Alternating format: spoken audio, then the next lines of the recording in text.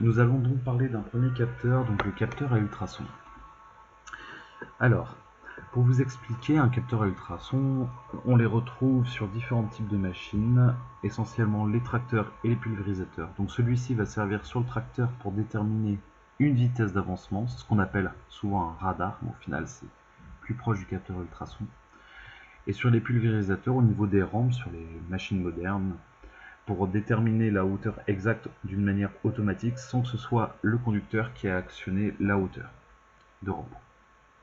Alors comment ça fonctionne? Tout simplement, vous allez avoir sur votre capteur ultrason un émetteur et un récepteur. Donc l'émetteur va transmettre une impulsion. En fait, il va transmettre une impulsion bien définie, avec un signal bien particulier, avec une fréquence très particulière. Pour une seule et bonne raison, c'est que derrière, il va y avoir le capteur de retour qui lui va détecter uniquement cette fréquence-là. Le souci, c'est que si c'était un bruit entre guillemets standard, classique, que l'on peut retrouver naturellement, il pourrait y avoir des erreurs, en fait, des prises en compte trop tôt ou trop tardives d'informations en pensant que c'est le signal qui a été émis alors que ce n'est pas lui. Par exemple, je dis une bêtise, c'est un oiseau qui chante ou c'est un grillon qui fait du bruit. Voilà. Donc en fait, ce qui se passe, c'est que l'émetteur va émettre une impulsion bien particulière avec une fréquence bien particulière. Donc il envoie l'impulsion vers le sol, pour le cas d'un pulvérisateur par exemple. Celui-ci, cette fréquence va être envoyée. Ensuite, il va y avoir un moment où il ne va rien se passer de particulier. Et ensuite, donc l'impulsion sonore va rebondir sur le sol et va arriver jusqu'au récepteur. Ce qui va se passer, c'est qu'en fait, vous aurez une impulsion de durée qui aura été proportionnelle à la distance, cette partie-ci. Ce qui se passe, c'est que tout simplement, ça va nous permettre assez facilement de connaître la distance par rapport au sol. On sait que la vitesse du son est à peu près de 340 mètres par seconde. Donc du coup, ce qui se passe, c'est qu'il va prendre en compte le temps que le signal a mis pour être envoyé, enfin entre le moment où le signal a été émis et le moment où le signal a été reçu. Il va se dire, j'ai eu tant de temps, je sais que la vitesse c'est 340 mètres par seconde, donc je prends cette distance, je la divise par deux parce qu'il y a l'aller et le retour, nous on veut juste connaître la distance unique.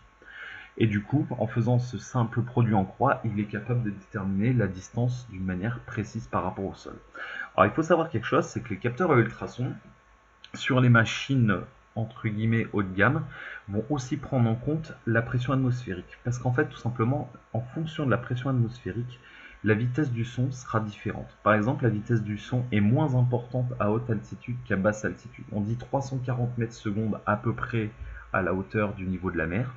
On va être à 330 mètres par seconde lorsque l'on est à une altitude avoisinant les 2500 mètres.